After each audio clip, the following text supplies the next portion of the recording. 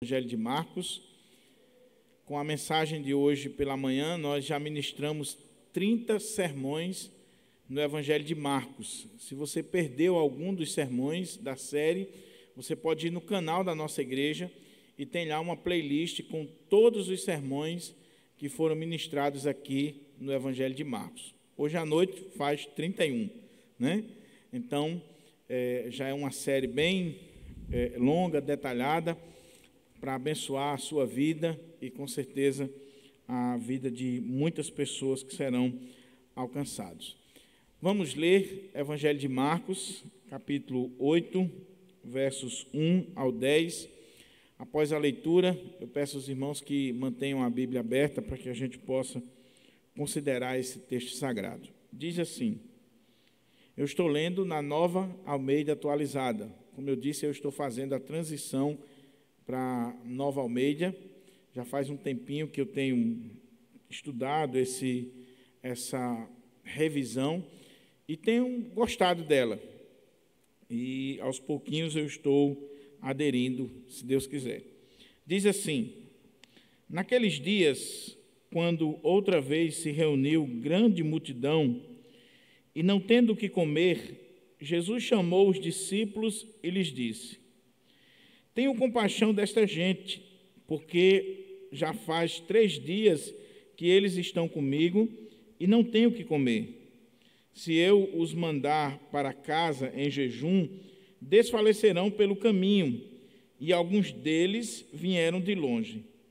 Mas os discípulos lhe responderam: como poderá alguém saciá-los de pão neste deserto?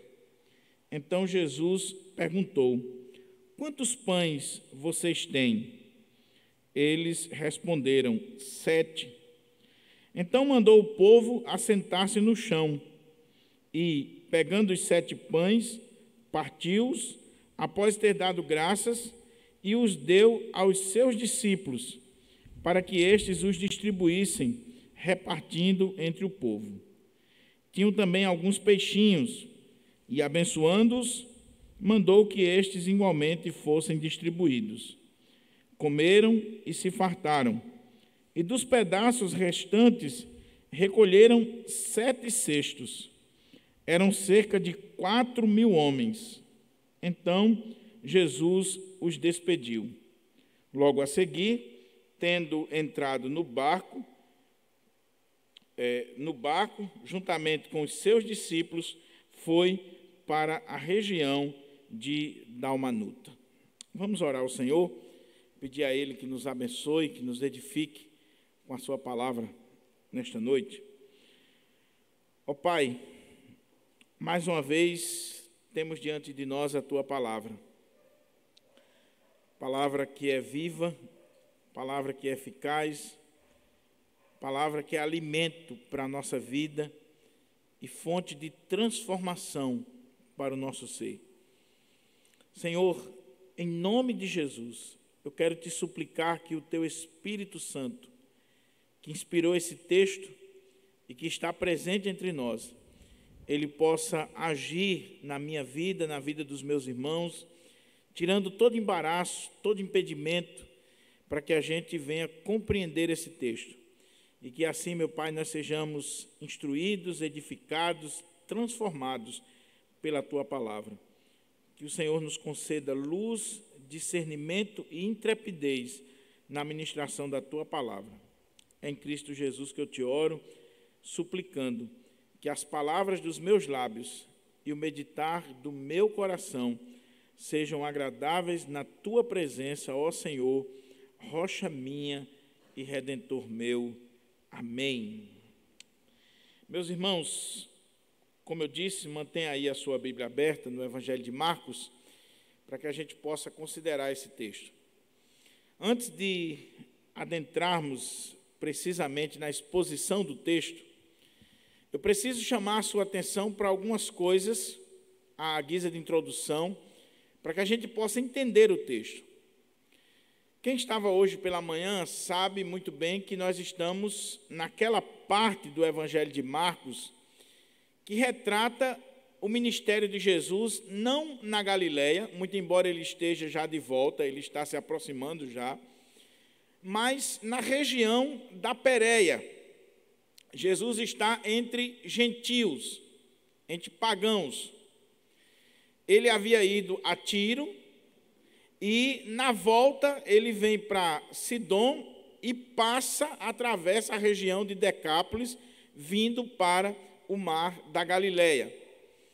E nós vimos que é muito interessante essa caminhada de Jesus nesse território gentil ou gentílico, porque o contexto fala de purificação. A discussão no início do capítulo 7 era sobre as coisas puras ou impuras no reino de Deus.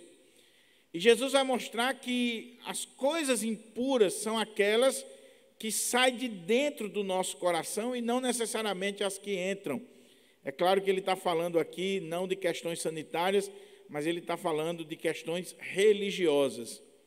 Não é o fato de você comer sem lavar as mãos por um ritual religioso que vai tornar você impuro, mas aquilo que está dentro do seu coração. E Jesus, nessa discussão com os líderes religiosos, ele ensina através de princípios, através de mandamentos, mas quando termina essa parte do estudo bíblico, da discussão teológica, Jesus vai exemplificar aquilo que ele acabou de ensinar. E como é que ele vai exemplificar? Indo para um território pagão, para Tiro. Os judeus consideravam os habitantes de Tiro e de Sidom, ou também daquelas regiões gentílicas, como pessoas impuras, pessoas indignas do reino de Deus. Um judeu, quando ele vinha na rua e ele, por exemplo, ele trombasse com um gentil, ele corria para casa e ele se lavava completamente, ele se purificava para não ficar impuro, porque ele havia tocado em um gentil. E Jesus vai para a casa de um gentil, se hospeda na casa de um gentil, come comida de gentil. Jesus vai atender uma mulher que está clamando pela sua filhinha que está endemoniada. E agora Jesus vai, após ter efetuado aquele milagre do homem que era surdo e gago, que nós vimos hoje pela manhã, ele vai alimentar uma multidão. É claro que agora alguns entendem que tem judeus aqui no meio, mas é precisamente, na sua grande maioria, uma multidão gentílica, pagã, um povo pagão. Segunda coisa que eu quero chamar a atenção é exatamente isso aqui. Porque nós estamos diante de um segundo relato de multiplicação de pães. E não é curioso que num texto tão sucinto, tão pequeno como o Evangelho de Marcos, 16 capítulos, Marcos é extremamente objetivo nos seus relatos. Não é curioso que Marcos coloque 2 episódios de multiplicação de pães que são praticamente idênticos. Se você olhar lá no capítulo 6, já teve uma primeira multiplicação de pães. Aí você olha aqui no capítulo 8, mais uma vez Jesus está multiplicando pães e alimentando uma multidão. E os relatos são tão parecidos que leva alguns estudiosos a acharem que é o mesmo episódio, simplesmente contado em 2 situações diferentes. É claro que nós não cremos assim. A maioria dos exegetas reformados entendem que é outro episódio, eu também creio assim, e que tem um significado muito importante. Por quê? Porque lembra que nós estamos falando aqui em um contexto gentílico. A primeira multiplicação dos pães, ela se dá num contexto judaico. Jesus está multiplicando pães e peixes, ele está alimentando multidão num contexto judaico. Agora, ele está multiplicando pães e alimentando uma comunidade gentílica. Daí a importância dos 2 relatos. Os 2 relatos, eles se completam. Por quê? No primeiro, a ênfase é para os judeus. Ele está alimentando os judeus. No segundo, a ênfase são os gentios. Ele está alimentando os gentios. E a ideia aqui, meus irmãos, de Marcos ter colocado isso aqui, Lembra da mulher cirofenícia, quando ela disse: Senhor, mas os cachorrinhos comem também das migalhas que caem da mesa dos seus donos? O alimento principal era para o povo de Israel. Os gentios eram como que esses cachorrinhos que comiam das migalhas. Mas agora Jesus não está dando migalhas, Jesus está dando do mesmo pão, está alimentando os gentios. E é por isso que Marcos está chamando a atenção nesse relato. Lembre-se, Marcos está escrevendo para romanos, para uma igreja gentílica, uma igreja que precisava de consolo, de conforto, de direção. E o que ele está dizendo aqui é o seguinte: olha, vocês são tão dignos do alimento do Pai Celestial quanto os judeus. Sabe por quê? Lembra que Jesus multiplicou pães para os judeus, mas também ele vai multiplicar pães e peixes para gentios. Se você não entender isso aqui, você vai achar que são duas histórias que estão sendo repetidas, sem nenhum significado, sem nenhum aspecto teológico por trás. Qual o sentido? Por que Marcos está colocando isso aqui? Lembre-se, meus irmãos, quando a gente lê a Bíblia, não é só bater a capa, é você entender por que esse texto está aqui. Qual era o propósito? O que ele queria mostrar com essa narrativa? Por que está nessa sequência? O que está por trás, na ideia aqui do autor, quando ele organizou esses fatos? Então, esse é o aspecto teológico do texto. O Senhor, como Pai que alimenta os seus filhos, ele alimentou os judeus e está agora alimentando gentios. É interessante também que o texto diz que Jesus está terminando, aquela viagem, aquela maratona em território pagão, em território gentil, e ele está agora vindo para a região do Mar da Galileia, e ele vai depois caminhar para Jerusalém. Nós vamos entrar na terceira parte do Evangelho de Marcos, quando vai mostrar, a partir do capítulo 10, quando vai mostrar exatamente agora o ministério de Jesus em Jerusalém, a última semana, culminando aí com a sua morte e a sua ressurreição. Então, com isso em mente, com esse propósito em mente, que o evangelista Marcos tinha, eu queria chamar a sua atenção para a gente ir lendo o texto e tirando aqui do texto algumas lições para a nossa vida e para o nosso coração. Lembrando que o propósito macro principal é mostrar que os gentios, eles são dignos do alimento celestial, assim como os judeus. Por isso que o Senhor está multiplicando. Esse é o propósito do texto. Esse é o ponto principal, é o clímax do texto, é aqui. Mas, a partir disso, entendendo isso, nós podemos ler o texto e começar a aplicar o texto para a nossa vida, para a nossa história, nas suas particularidades, entendendo o texto dentro do seu contexto gramático, histórico, cultural e aplicando para a nossa vida. O texto começa dizendo assim: naqueles dias, é claro que naqueles dias aqui está fazendo referência a essa viagem que teve início lá no capítulo 7, a partir do versículo 24. Tiro, Sidom, a região de Decápolis, esse contexto aqui de Jesus entre os judeus. Naqueles dias, quando outra vez se reuniu grande multidão, veja, no texto anterior, quando fala da cura, do milagre do gago e surdo, ali tinha uma multidão. E eu lembrei para os irmãos hoje pela manhã que nessa região aqui, que Jesus estava, Jesus tinha sido expulso dessa região, e isso está lá no capítulo 5 do Evangelho de Marcos. Jesus havia expulsado o demônio de um homem que era possesso de uma legião de demônios, que vivia entre os sepulcros, que se cortava, que era violento. E aí Jesus expulsou aquele demônio, aquela legião, mas aquela legião havia suplicado que o Senhor mandasse elas para os porcos e não para fora daquele país, daquela região ali. Jesus permite que eles vão para os porcos, e aí o povo dessa região aqui, o que eles fazem? Expulsam Jesus de lá. Não queremos o Senhor aqui no nosso meio.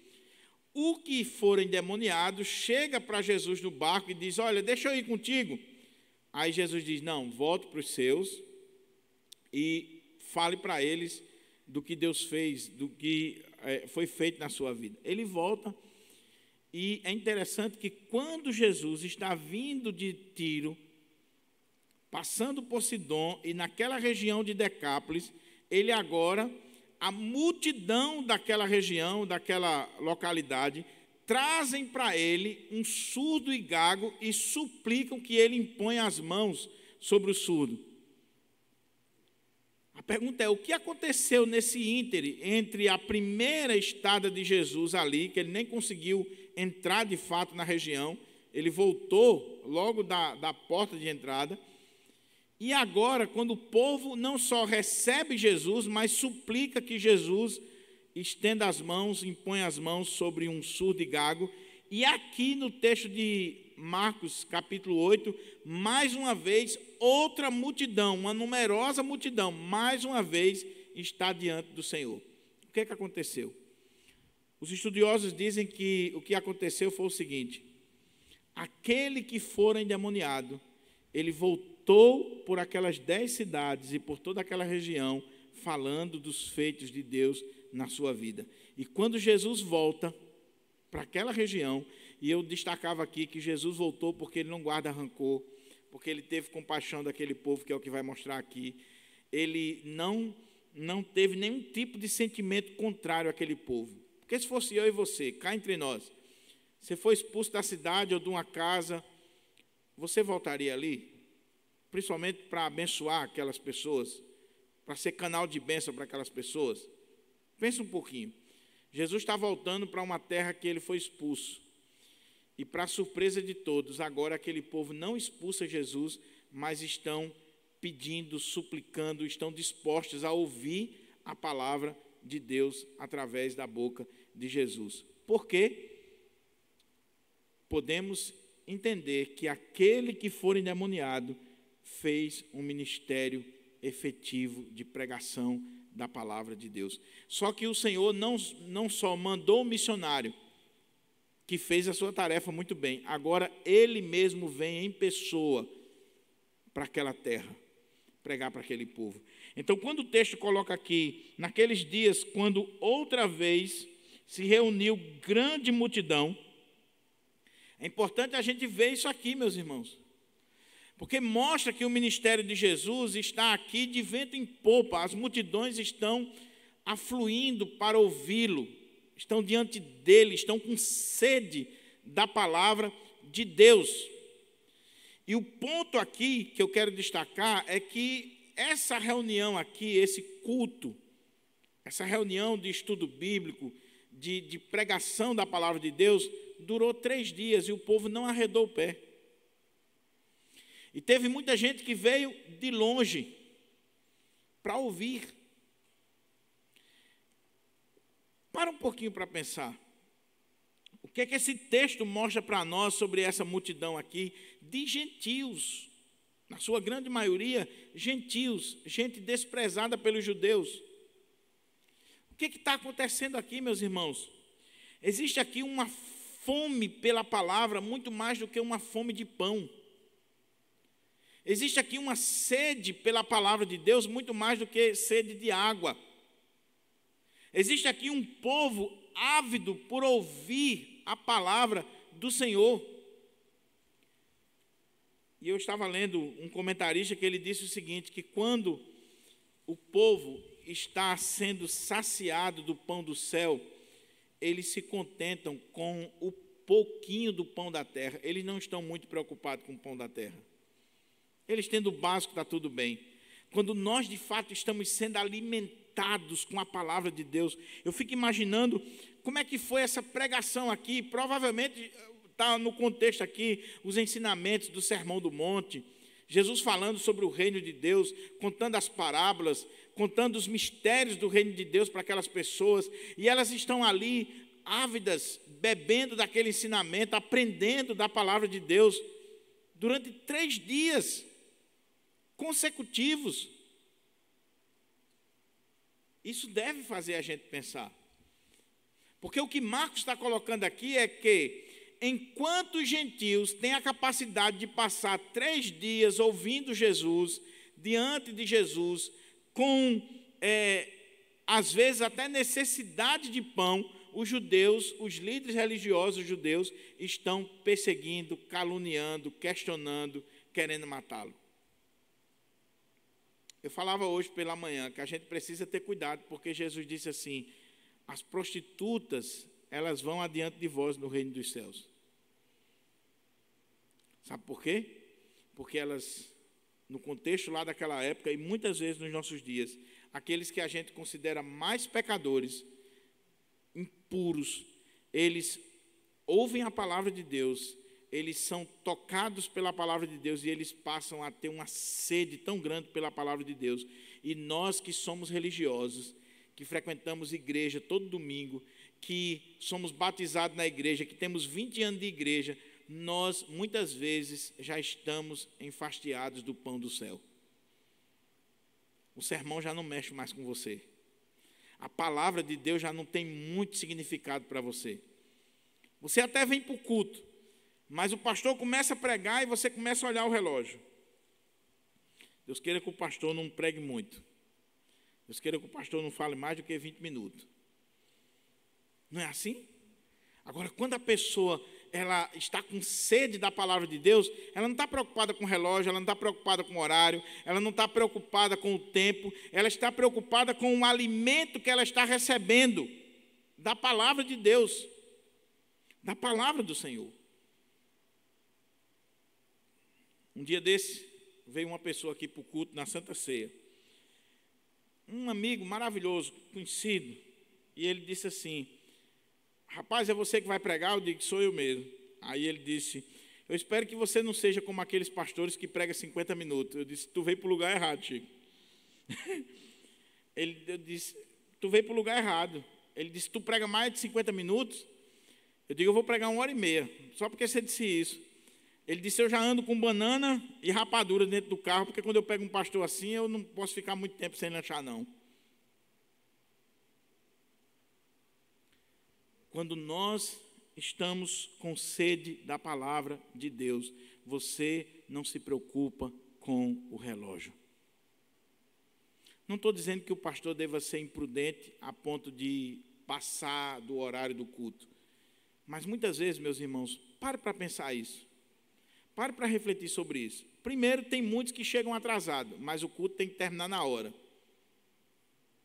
Ele chega 15, 20 minutos atrasado, mas se o culto passar 5 minutos, ele reclama.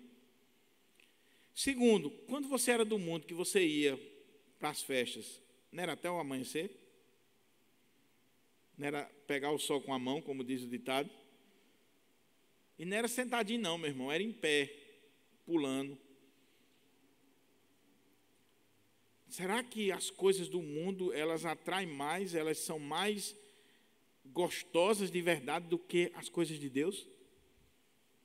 Jesus está pregando e aquela multidão tem a capacidade de passar 3 dias. O alimento material está acabando, mas o alimento espiritual era tão bom, era tão importante que aquele povo não arredou o pé. Não arredou o pé. Naqueles dias, quando outra vez reuniu grande multidão, e não tendo o que comer, Jesus chamou os discípulos e lhe disse: tenho compaixão dessa gente, porque há 3 dias que eles estão comigo e não têm o que comer. Acabou a comida. O congresso estava tão bom, mas acabou a comida, meu irmão. O que a gente vai fazer? Acabou a comida, mas o povo não quer ir embora. Manda o povo embora. Mas o povo não quer ir, o povo quer ouvir a palavra. Sede da palavra de Deus. Sede da palavra de Deus. Leia a história da igreja. Leia a história dos avivamentos. Leia a história da igreja presbiteriana do Brasil. Leia a história da igreja presbiteriana quando foi plantada aqui em Natal. Para você ver como os irmãos tinham sede da palavra, e de pregar a palavra, e de ensinar a palavra. E muitas vezes os cultos iam pela madrugada, porque a igreja tinha sede da palavra de Deus. Eu tenho um colega da minha turma que está pastoreando na África, em Angola. E a gente conversando sobre a possibilidade de ir lá, fazer uma visita a ele, pregar e tal. Ele disse, agora, se liga que o sermão aqui não é como no Brasil, não. Aí eu disse, como é aí? Ele disse, se o pregador pregar menos do que 3 ou 4 horas, o povo diz que ele é fraco. Já pensou? Tem culto lá no domingo que dura 7, 8 horas. O templo não é confortável. Tem lugares que não tem nem banco para sentar.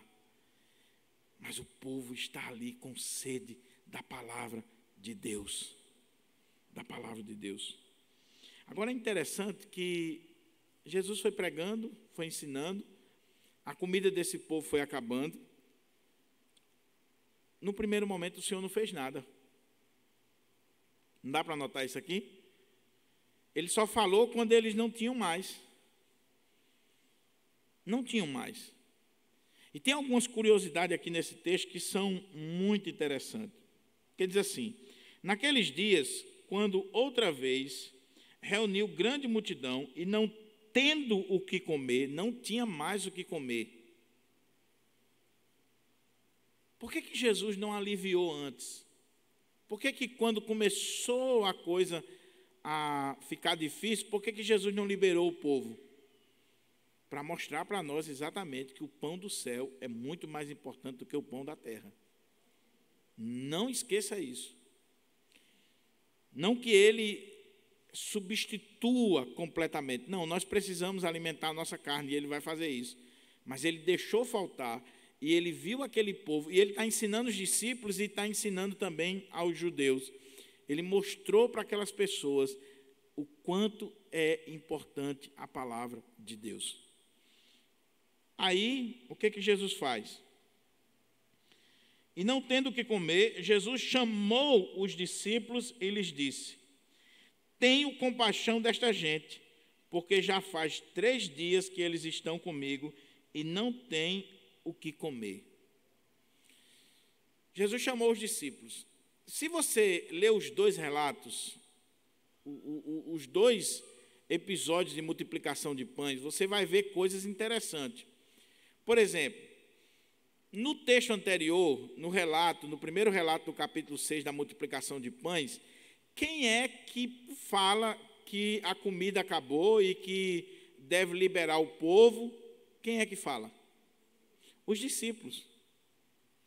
E o problema lá não era que não tinha onde comprar, era a questão do dinheiro. Onde é que nós vamos encontrar 200 denários para comprar pão para todo esse povo? A questão aqui é que não tem onde comprar, porque o lugar é deserto. Deserto. E os discípulos estão insensíveis à situação daquele povo. Lembre-se que os discípulos são judeus. E quando a questão era com judeus, eles estavam também preocupados com isso, mas gentil. Então os discípulos não deram uma palavra, não falam nada, e Jesus agora vai provocar os discípulos. Ele vai chamar a atenção dos discípulos. Ele vai ensinar aqueles discípulos. Meus irmãos, por mais que nós sejamos crentes, por mais que nós sejamos convertidos, a nossa natureza caída ainda está aqui. E muitas vezes nós deixamos aflorar preconceitos, questões raciais, questões ideológicas, políticas, nós deixamos isso aflorar em nós a ponto de não se preocupar com o outro, de não ter compaixão do outro. Então os discípulos não estavam nem aí. A comida está acabando, mas não é problema deles. Não é problema deles. Mas Jesus diz, é problema de vocês. Sabe por quê? Olha o que ele diz.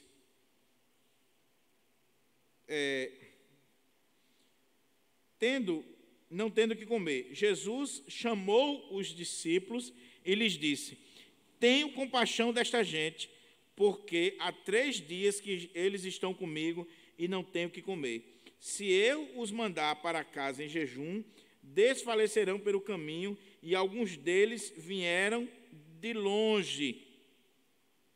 Vieram de longe. Pessoas vieram de longe para ouvir a palavra do Senhor Jesus. Aqui tem um ponto fundamental, meus irmãos. Quando a gente estuda missiologia, estratégia de crescimento de igreja, de plantação de igreja, uma das coisas mais faladas pelos missiólogos é: quando você vai plantar uma igreja, você tem que plantar num lugar, na principal rua da cidade, no centro, que tenha fácil acesso, que dê condições de todo mundo chegar ali. Mas tem contexto na Bíblia que a gente vê que é completamente diferente. João foi para o deserto, e lá no deserto as pessoas iam. Aqui Jesus está numa região deserta que as pessoas vêm de longe ouvir a palavra de Deus. Sabe o que eu aprendo aqui, meus irmãos? Que quando o pregador ou o pastor, de fato, ele prega a palavra de Deus, e o povo está com sede da palavra de Deus, não interessa a distância da igreja. Não interessa se está a 5 quilômetros, a 10 quilômetros, não interessa. O que interessa é que a palavra de Deus está sendo pregada, eu estou sendo alimentado. Aquilo que é atribuído ao Dr. John MacArthur, que ele disse assim: não procure uma igreja mais próxima da sua casa, procure uma igreja mais próxima da Bíblia. Não é questão de comodismo, irmão. Não, eu vou ficar numa igrejinha aqui que é mais próxima aqui de casa. Aquela igreja lá é fiel à palavra de Deus? O pastor que está ali prega a palavra de Deus? Não. Então não interessa se a igreja é do outro lado da cidade. Vá. Porque se lá tem a palavra de Deus, você vai ser alimentado, sua família vai ser alimentada. Não interessa a distância.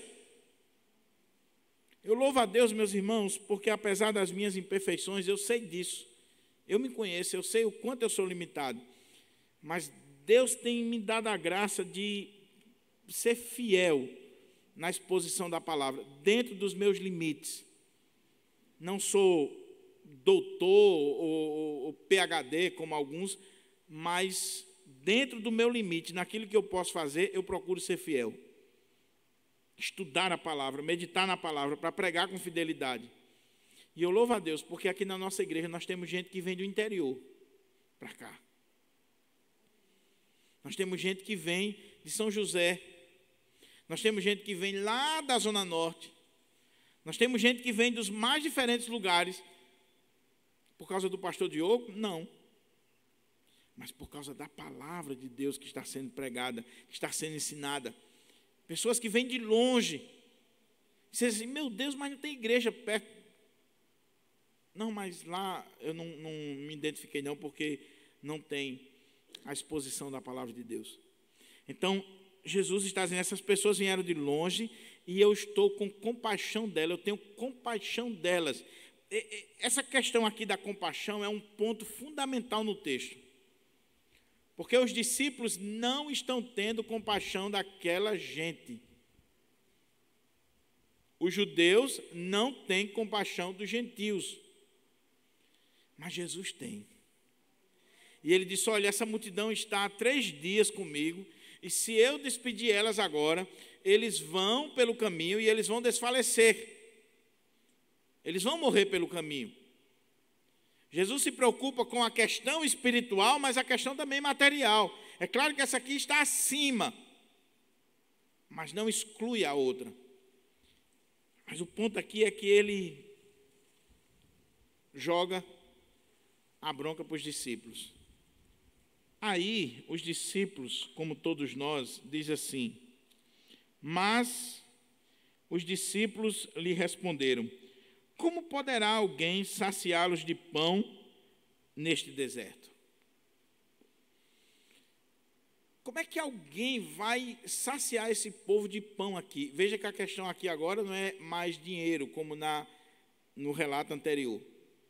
A questão agora é: não tem como saciar esse povo. Não tem como alimentar esse povo, Senhor.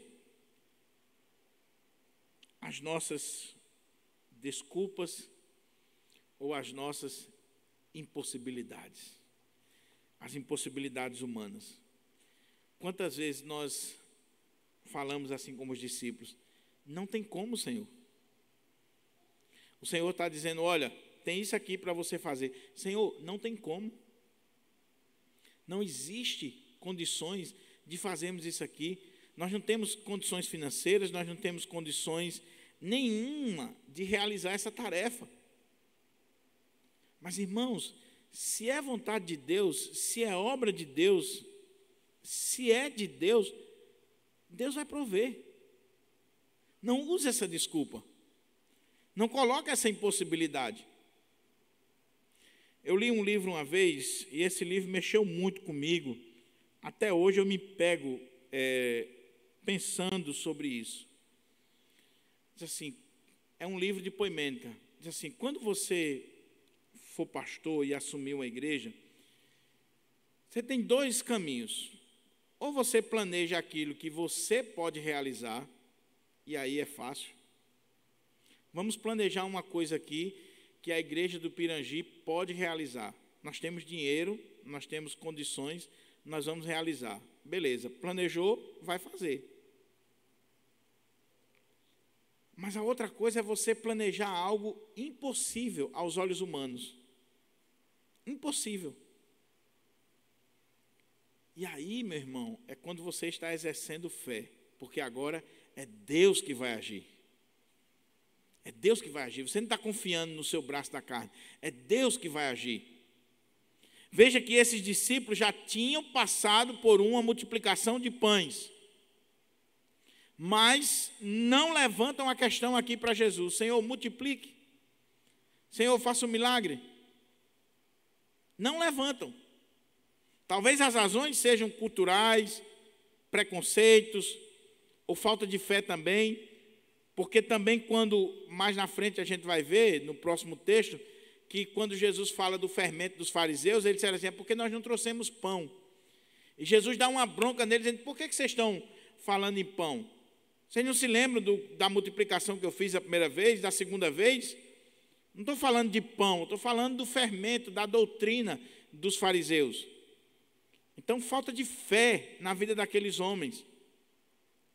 Quando nós colocamos desculpas ou impossibilidades diante de Deus, nós estamos agindo como os discípulos. Pastor José Gomes, que é conhecido da nossa igreja, contador da nossa igreja, e que prega aqui muitas vezes, eu não sei se os irmãos sabem, mas o pastor José Gomes foi tesoureiro das Assembleias de Deus no Rio Grande do Norte. Era da diretoria na época do pastor João Gomes. E ele era o tesoureiro quando a Rádio Nordeste foi comprada. Quando a Rádio Nordeste foi comprada.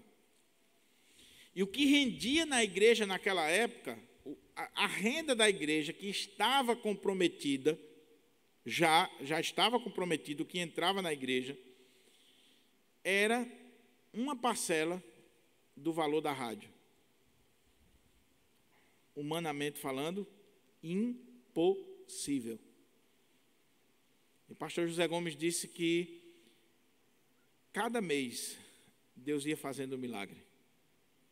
Deus ia fazendo algo extraordinário.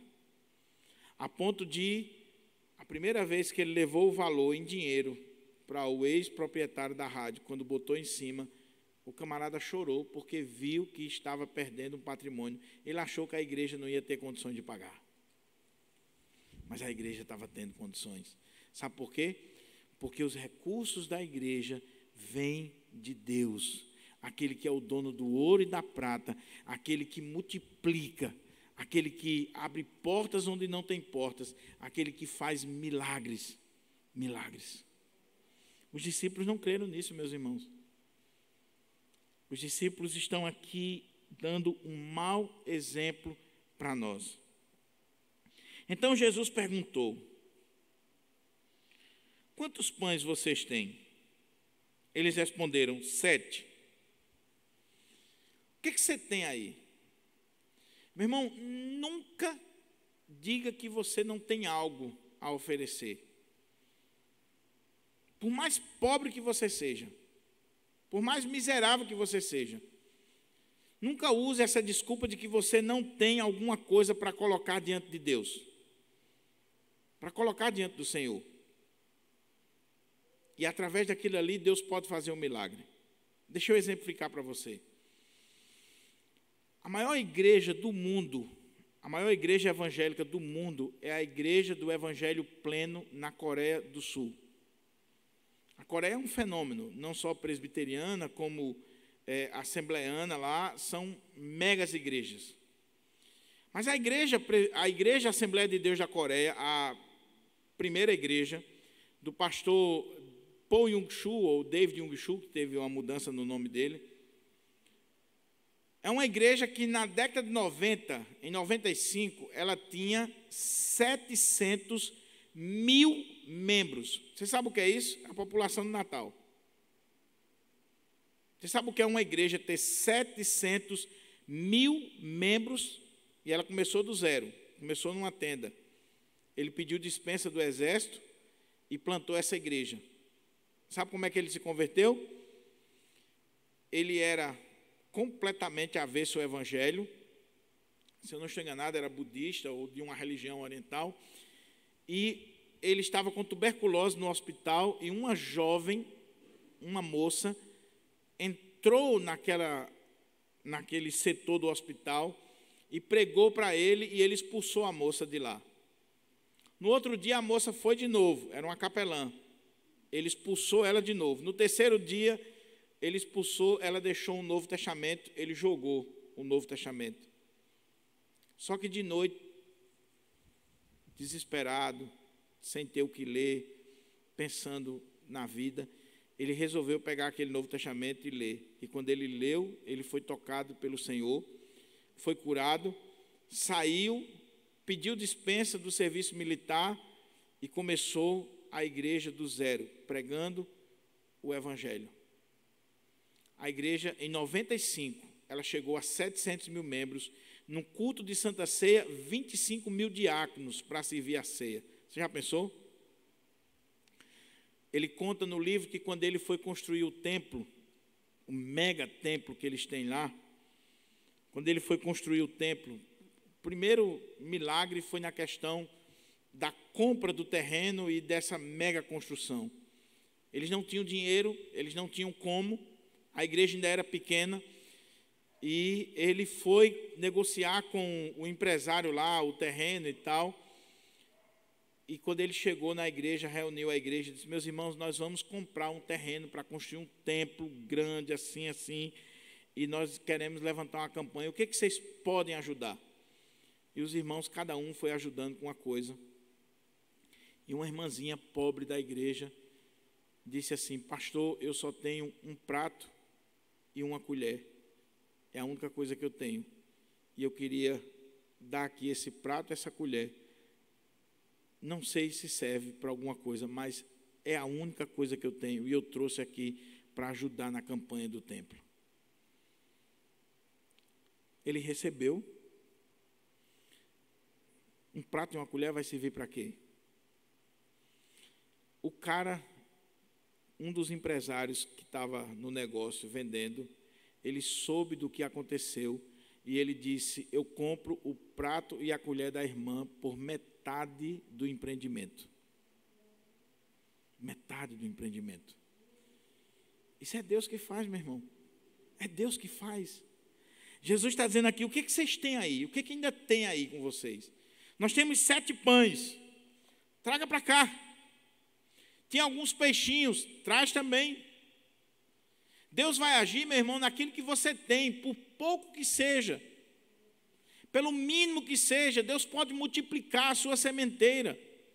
Deus pode multiplicar na sua vida, na sua casa. Deus pode fazer um milagre. Diz o texto aqui: então mandou o povo assentar-se no chão, diferente do outro relato, que eles sentaram na relva verde. Aqui é no chão. E, pegando os 7 pães, partiu, após ter dado graça, e os deu aos seus discípulos, para que estes os distribuíssem, repartindo entre povo. Algumas coisas aqui interessantes. Primeiro, Jesus mandou o povo sentar no chão. Aquela multidão ali, no mínimo, eram umas 15 a 20 mil pessoas. Porque o povo naquela época gostava de fazer menino, não é como o povo de hoje. Mateus diz que, aqui o texto está dizendo que era 4 mil, mas Mateus diz que era 4 mil, além de mulheres e crianças. Então era muita criança naquela época. Então pode colocar aí 15 mil pessoas. Você imagine 15 mil pessoas em pé, querendo pão, no alvoroço.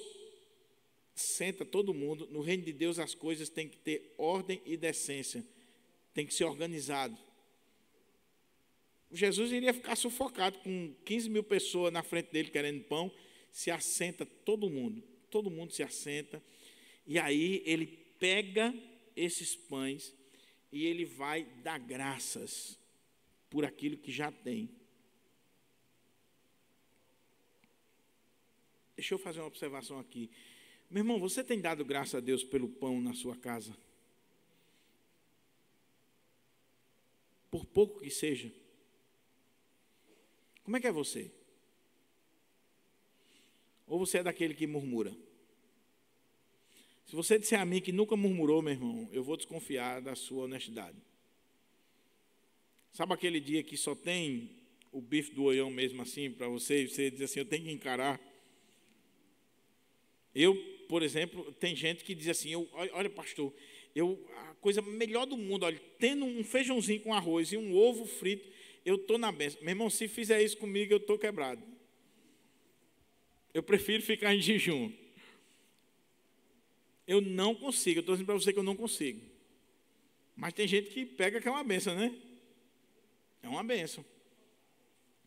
Diego meu, para ele, tendo feijão puro, gelado, de madrugada, ele come, não precisa de ovo, de carne, de nada. Feijão para ele está na bênção. Não interessa se é quente, se é gelado, ele come mesmo. Mas quantas vezes nós temos o básico? Deus não prometeu luxo para mim e você não, meu irmão. Mas o básico, Ele prometeu. Não vai faltar o pão na nossa mesa. E nós temos o básico e a gente fica murmurando.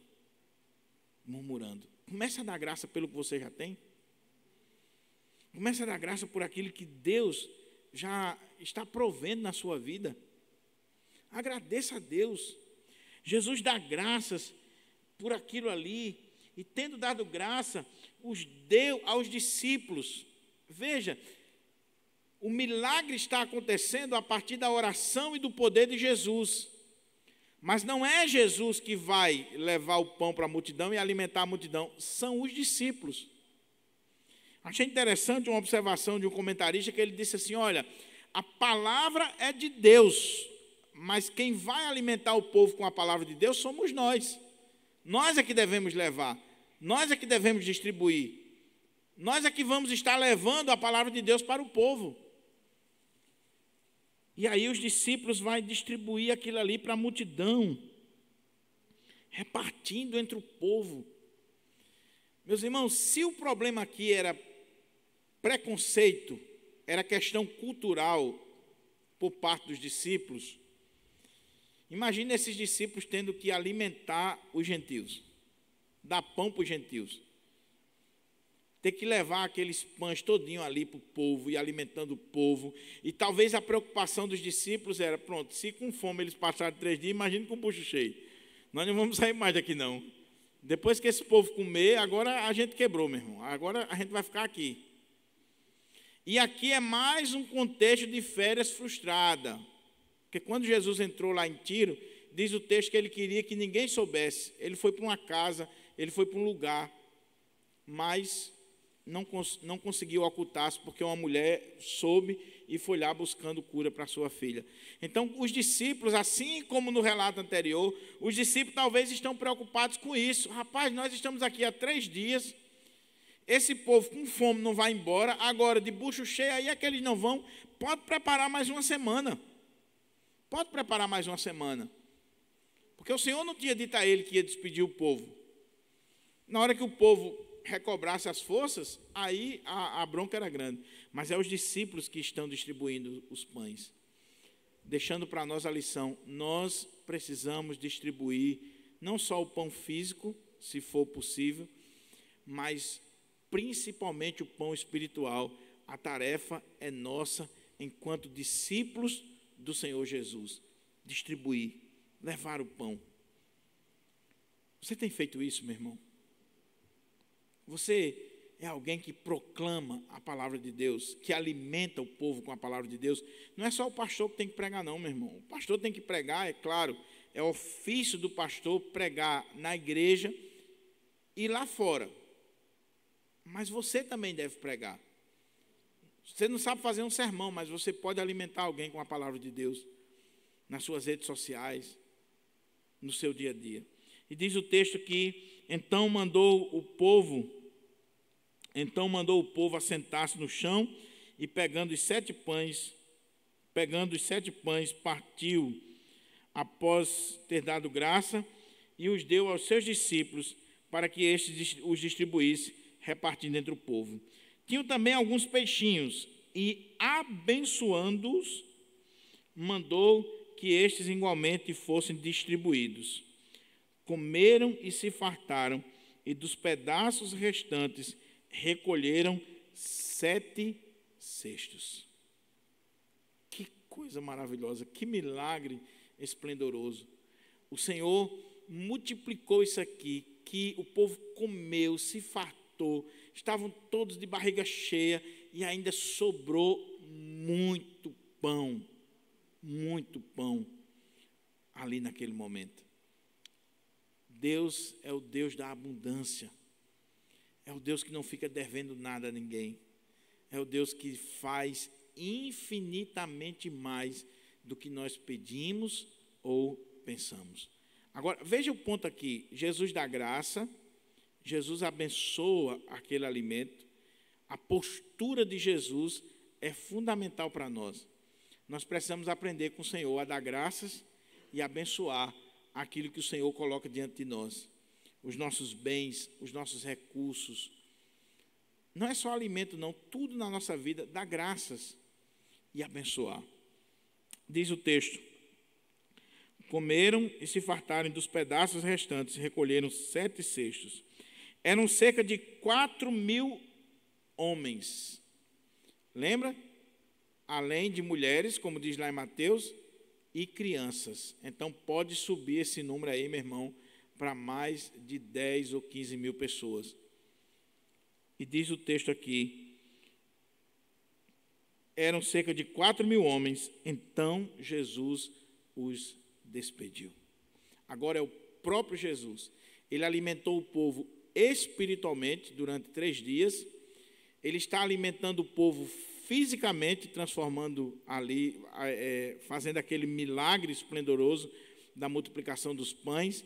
Ele alimentou o povo de forma integral e agora ele pode despedir o povo para que vão pelos seus caminhos. Isso é uma lição para nós. A igreja, e eu quero usar essa palavra com muito cuidado, a igreja ela deve pensar no homem como um todo, por inteiro. Alguns usam a palavra integral. Eu tenho cuidado com essa palavra porque tem uma teologia aí que, no contexto evangélico, é a mesma teologia da libertação da Igreja Católica. Então, por isso que eu estou tendo cuidado com a palavra integral. Missão integral. Porque muitos estão confundindo missão integral com uma leitura marxista do Evangelho e uma aplicação do Evangelho num aspecto pura e simplesmente social. E não é isso que Jesus está fazendo aqui. Lembra da ênfase? Primeiro, ele alimentou o povo com a palavra, ele deu ênfase à palavra, ele está ministrando a palavra para aquele povo, porque só a palavra de Deus é quem transforma a vida do homem.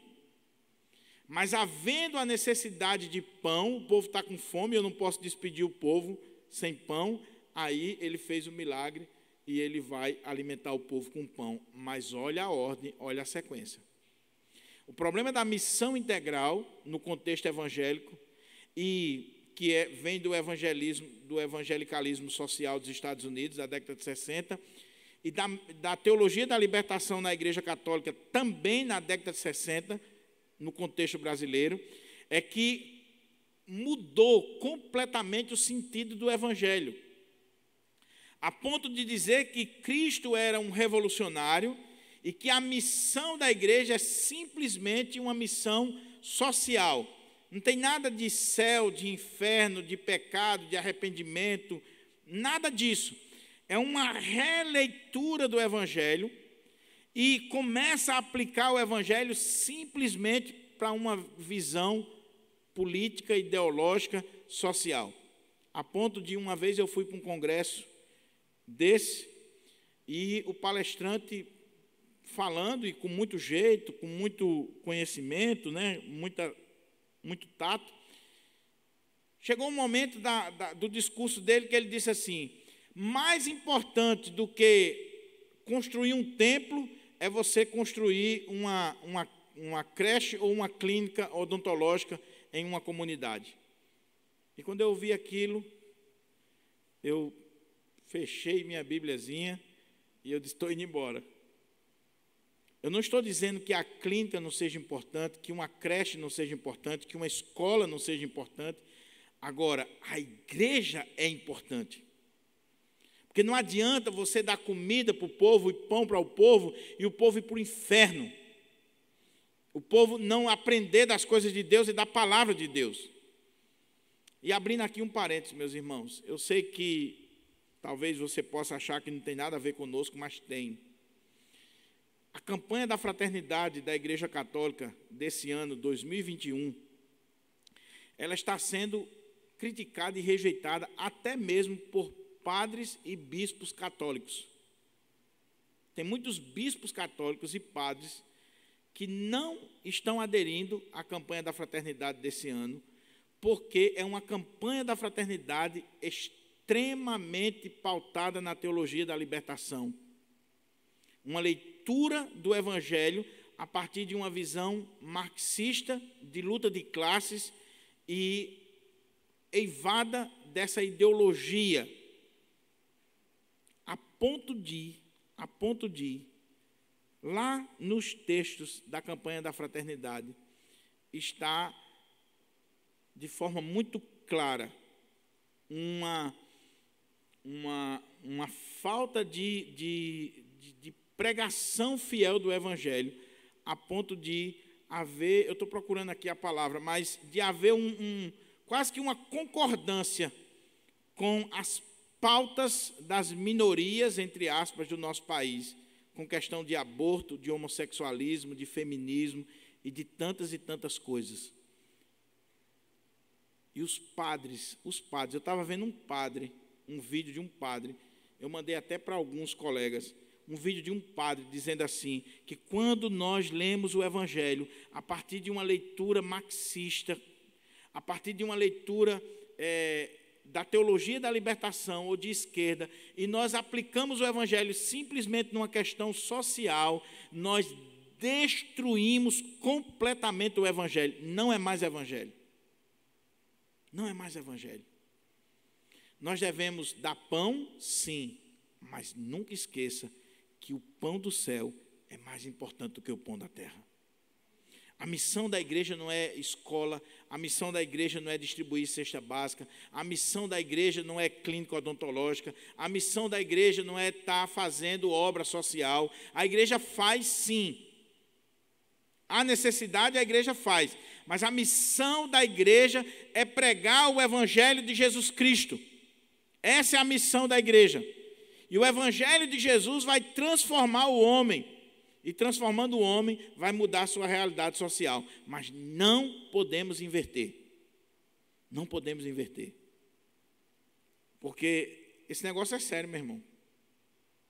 Esse negócio é sério. Diz assim, pastor, por que gastar dinheiro com a igreja ou com missionários, com isso, com aquilo outro? A gente não podia dar esse dinheiro para os pobres? No Evangelho você sabe quem pensava assim, né? E não era nada de preocupação com o pobre, é porque era ladrão e roubava o dinheiro que era colocado na bolsa. Nós não podemos pegar isso aqui e dar para os pobres. Jesus disse: os pobres sempre tereis convosco. Deixa eu fazer outra observação aqui para a gente caminhar para a conclusão, meu irmão. Qual é o ponto aqui, por favor, para você não deturpar o sermão? O que eu quero dizer para você é que o problema do homem não é político, o problema do homem não é econômico, social, nem falta de educação. Se você acredita nisso, meu irmão, eu quero dizer uma coisa para você. Você está redondamente enganado e você está precisando fazer uma leitura de novo do Evangelho. Não estou dizendo que não exista problema político, não estou dizendo que não tem problema de educação ou social. O que eu estou dizendo é que o problema do homem não é esse. O problema do homem chama-se pecado, rebeldia contra Deus. Está distante de Deus. E só tem uma coisa que resolve o problema do homem, chama-se Jesus Cristo, o Evangelho de Jesus Cristo. Não é cesta básica. Não é arrancando os dentes dele ou botando dente novo. Não é educação. Você pode dar educação. Os países que são ponta na educação, olha como é que eles são. Olha como é que eles são. Se o problema do homem fosse simplesmente a educação, nós não teríamos pessoas que estudaram nas melhores universidades, nas melhores escolas, fazendo besteiras, barbaridades. O problema do homem é o pecado. O que vai mudar o Brasil não é a política, não é a questão pura e simplesmente social. O que vai mudar a nossa nação chama-se Jesus Cristo, com a pregação do Evangelho de Jesus Cristo. Porque quando o homem se converte, quando ele tem o coração mudado, ele vai tratar melhor o seu próximo, ele vai se preocupar com uma boa educação, ele vai se preocupar em fazer política para a glória de Deus e não para a sua própria glória. Então, cuidado quando você disser assim, porque tem até um pastor aí, né, presbiteriano, eu leio o Evangelho a partir das lentes do marxismo. Coitado, meu Deus do céu, como é que a pessoa faz isso? Como é que a pessoa tem coragem de fazer uma coisa dessa? Um crime. Não podemos deturpar o Evangelho de Jesus Cristo. Ele alimentou, ele se preocupa com o homem por inteiro, mas não esqueça a ordem, a sequência, não esqueça o propósito fundamental da igreja, que é a pregação do Evangelho. E talvez alguns estejam me assistindo aqui e estejam criticando. Eu queria dizer para você que a igreja aqui tem trabalho social, sim. Nós distribuímos cestas básicas, nós muitas vezes ajudamos pessoas com dinheiro, ajudamos elas, mas o que está dizendo é que nós nos preocupamos com a alma dela. É isso que eu estou dizendo. Não é só em dar uma cesta básica, não. Nós nos preocupamos com o destino eterno dessas pessoas e não só em alimentar ou encher o bucho dela. Concluindo, o texto diz assim: eram cerca de 4.000 homens, então Jesus os despediu. Estão alimentados espiritualmente, estão alimentados materialmente, o Senhor os despediu. Que coisa maravilhosa, porque a igreja do Senhor, cumprindo o ministério de Jesus e seguindo o exemplo de Jesus, é a única que pode fazer isso aqui. A única que pode mudar o homem integralmente, por inteiro, através do Evangelho. É a igreja. Você sabe disso, meu irmão. Para não falar de você, eu vou falar de mim. Meu irmão, eu não teria nenhum futuro se não fosse o Evangelho de Cristo. Eu venho de uma família pobre, de um contexto pobre, humilde, de não ter estudado em boas escolas. Sabe o que mudou a minha vida? O Evangelho de Cristo, através da sua igreja. Através da sua igreja. É isso aqui. Logo a seguir, tendo entrado no barco, juntamente com os seus discípulos, foi para a região de Dalmanuta. O ministério estava cumprido naquela região. Palavra de Deus e alimento para o povo, ação social. Lembra do que o pastor Sérgio Lira disse? São duas asas do avião. Palavra de Deus, ação social. A gente não pode esquecer da palavra de Deus, do propósito da igreja do Senhor Jesus.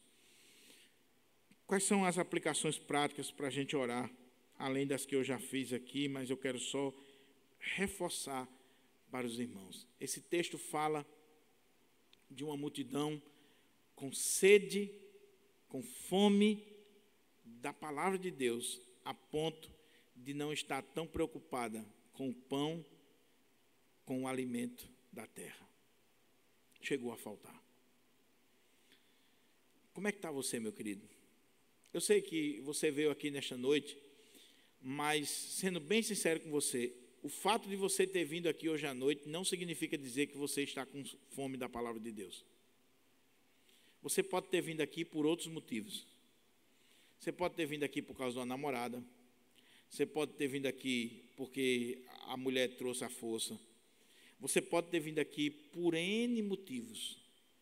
Mas eu pergunto, você veio aqui hoje à noite, ou você está me assistindo agora, porque você tem fome da palavra de Deus?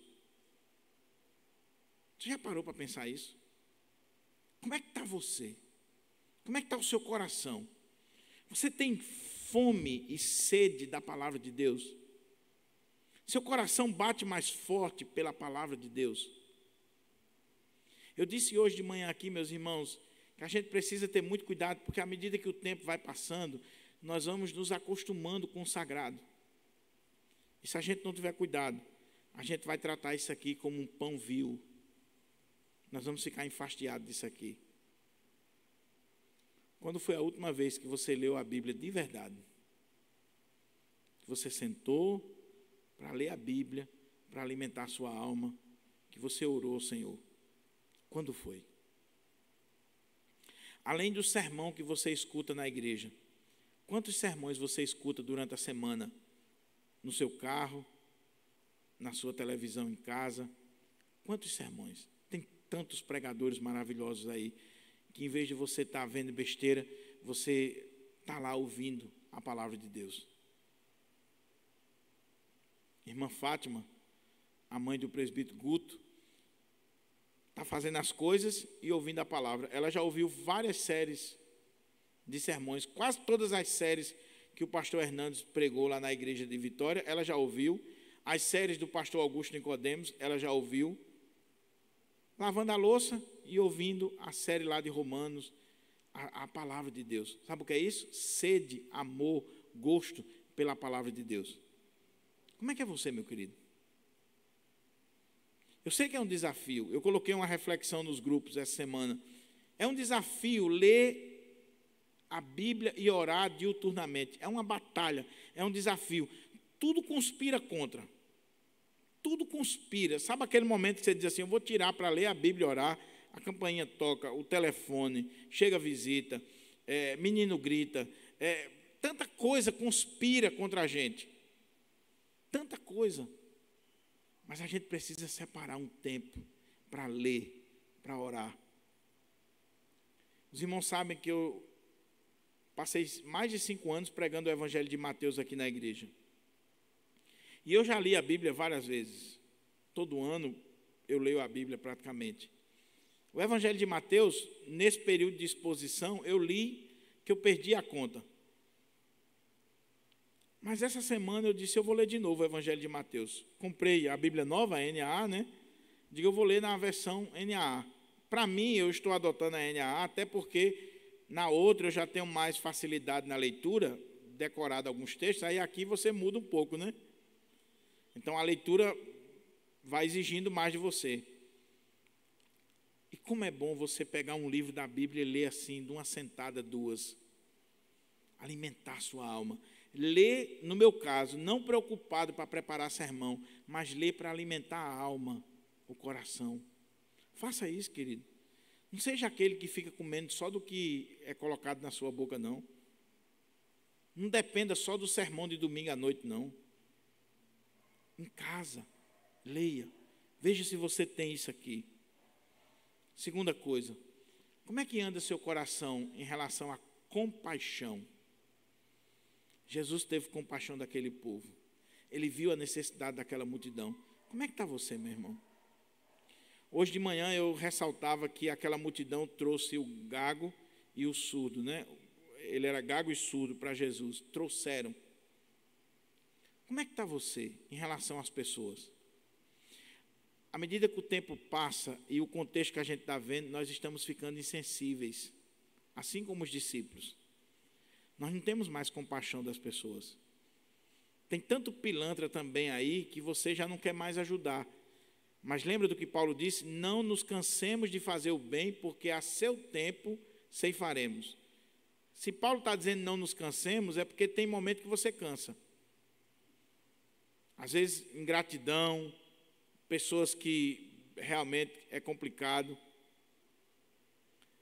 Mas como é que anda a sua compaixão, meu irmão? Como é que você vê o ser humano? Tem tanta gente com fome, com sede, não só do pão da terra, mas principalmente do pão do céu. E quem é que vai alimentar elas? Deus quer usar você. Deus quer usar a sua vida. Mas como eu disse de manhã, você jamais será um ganhador de almas ou um intercessor se você não tem um coração como o de Jesus, compassivo, um coração cheio de compaixão, um coração amoroso, um coração perdoador. Jamais. Se você é daquele tipo de gente que guarda mágoa, rancor, se você é daquele tipo de gente que na primeira cipuada que você leva, você não quer mais saber da pessoa, você não vai ganhar ninguém para Cristo. E Deus tem hora que nos envergonha, nos surpreende. Um dia eu entrei no ônibus, quando eu morava em Guarapes, eu andava muito no coletivo, e eu entrei no ônibus, no coletivo, e eu tinha um costume de sentar logo na primeira cadeira ali, na primeira fila. Todo mundo que passava na roleta, eu dava um folheto.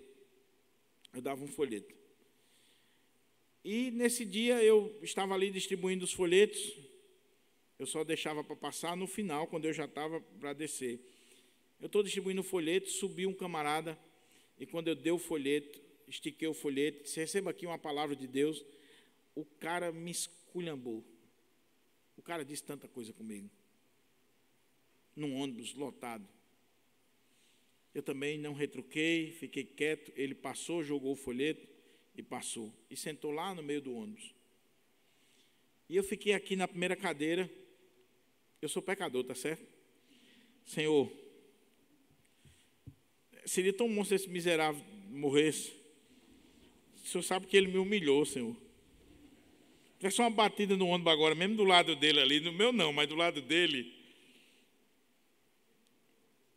E naquela hora que eu estava pensando esses pensamentos, veio um negócio assim no meu coração. Por que você não ora por ele para que ele seja abençoado? E aí eu senti, e eu comecei a orar, Senhor, tem misericórdia de mim. Eu sou um miserável, tanto quanto esse homem. E tem misericórdia dele, abençoa a vida dele. Eu não sei como é que ele está, não sei o que está acontecendo com ele, mas, Senhor, perdoa ele pelo que ele fez. Me perdoa também, Senhor. O Senhor sabe que eu sou um miserável. Mas perdoa ele, Senhor, e abençoa a vida dele e tal e tal. E orei. E aquilo foi saindo do meu coração. E quando eu estava já prestes, o ônibus já estava chegando ali no Alecrim, um coletivo. Aí eu fui passar na roleta, ver aquela vozinha assim, dizendo assim, entrega o folheto para ele. Sabe aquela coisa de doido? Coisa de crente. Crente tem hora que ele é meio maluco. E ver aquele negócio assim, entrega o folheto para ele.